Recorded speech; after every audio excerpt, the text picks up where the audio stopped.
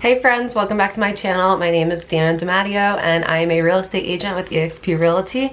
I am licensed and active in Florida and Connecticut, and I do have my license in California as well. So if you have any real estate needs, please reach out to me. I'd love to help you or connect you with someone that can help you.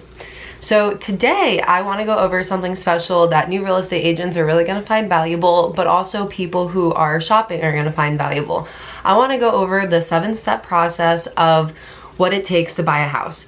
So from starting even just with a little bit of interest in buying a house to actually, closing the deal. And this video is going to be more geared towards a new real estate agent.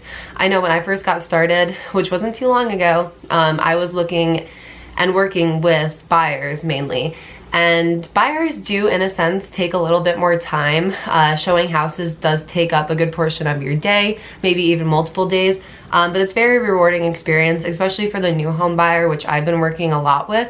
So it's very rewarding, it's very exciting, and they are maybe a little easier to get. Buyers do come to you a little bit more.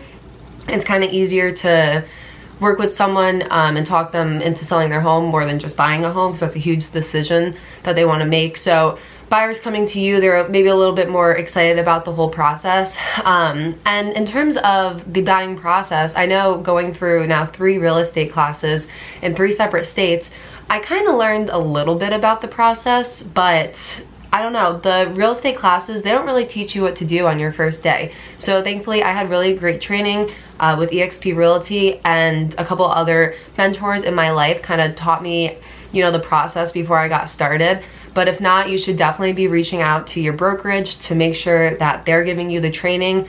Or if not, that's why I'm here. So hopefully I can help you as a new agent kind of understand this whole buying process.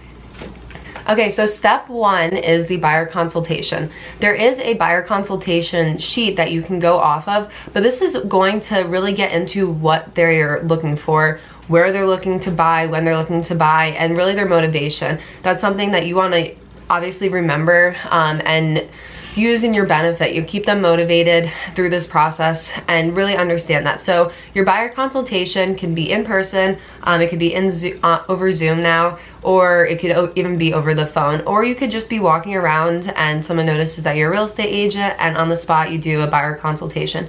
So the buyer consultation sheet you want to kind of have memorized. This way you know the questions to ask, and you can find that online pretty easily, and I'm sure your broker will offer you one.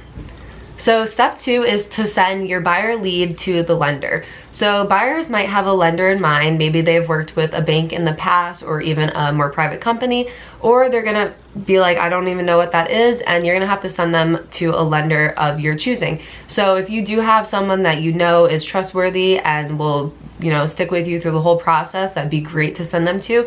If not, you could ask a mentor. I'm sure you can find some information online of lenders in your area, or even through like common Facebook pages for the real estate industry, which you live in that area. I'm sure people would love to offer their lenders and people that they work with that have really great experience. So this is very important because a lot of people want to buy a house, but not a lot of people might have the qualifications to buy a house.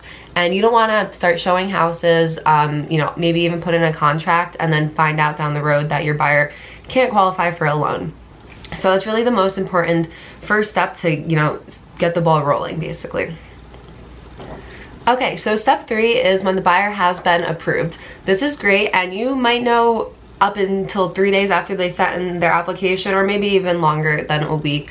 But typically you'll hear back pretty quickly as what the buyer can now look for. So you're gonna know more along the prices and of what houses they can be searching for, which is really important. You're gonna know their price range, and you'll get a little bit more of the facts, and it's gonna start to feel a little bit more real. And in terms of a buyer pre-approval, they typically have anywhere from 30 to 90 days to put a contract in and start house shopping. So it's not ever really too early to get that buyer pre-approval. And definitely shop around. If the buyer wants to see different interest rates and stuff, you can provide them with different lenders.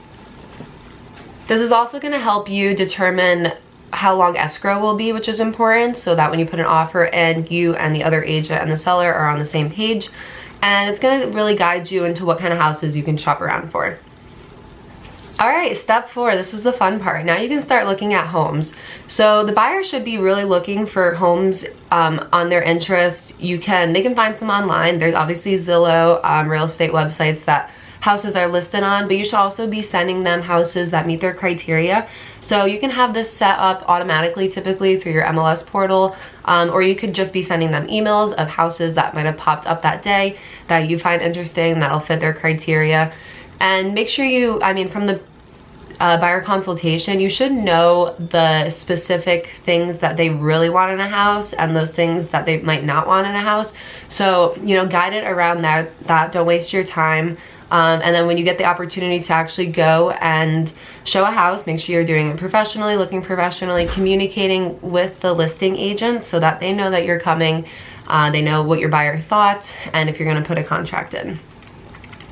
In terms of how many properties you should show a day, it's usually the rule of thumb to show about 4. I've been with friends who actually had to fly in and they were only there for the day, so they might have had to see a couple more. That's okay, but typically if you're in the area and they're in the area, 4 is a good number. This way they don't get too overwhelmed. You don't want them being confused about what houses had what and things like that. And make sure as you're going through showing them that day or multiple days, you're taking down notes, you're asking them their opinion as soon as you leave the house about what they think. There's a lot of little showing tips that you can do that'll help the experience of the buyer and also help you kind of decide on to what they're really looking for. All right, so your buyers found the house. Step 5 is going to be writing the offer. So this is when you want to communicate with the seller's agent. You want to know what kind of offer they're looking for. Is it a specific deadline that they're looking for? Do they have to rent back, or are there tenants in the house right now?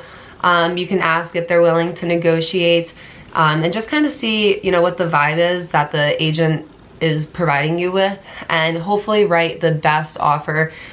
This market is, in 2021, we know that interest rates are low. It's definitely a seller's market, so having to put in a bunch of offers for the buyer does get kind of tedious and upsetting. So you definitely want to try to figure out what the best offer is going to be, so you don't have to keep going through this process every day of putting an offer in and having it get declined or counteroffered. There are many ways to make a offer stand out. You can, give obviously the offer exactly how the listing is presented. You can have the seller choose a lot of the, the escrow company and things like that. Seller chooses the deadlines. Obviously a cash offer could be very enticing. So there are a lot of ways that an offer can stand out, but it's really gonna be up to, what your buyer has to offer. All right, step 6, you have an offer accepted. That's great.